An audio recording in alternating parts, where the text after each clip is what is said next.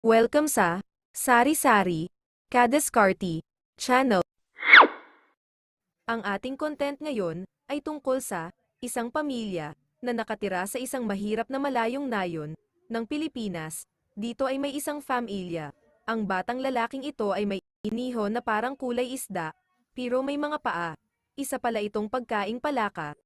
Sa pagluluto ng batang ito, nilagyan lang niya ng langis nyog ang kawali na lumilipad na sa lakas ng apoy. Ano ba yan, sobrang lakas naman. Dahan-dahan lang niyang hinahalo-halo sa isang mataas na sandok, at sa ilang minuto lang, parang naloloto na. Eksakto naman na dumating na ang kanilang amet ina, galing sa lupain nila, at ito na ang nagsilagay sa isa't isang pinggan nila. Tahimik lang makumain sila. Makikita mo kahit sa kahirapan nila masaya naman sila. At kahit hirap ang pamumuhay nila, balang araw makakaahon rin sa kahirapan. Basta magsisikap lang. Salamat.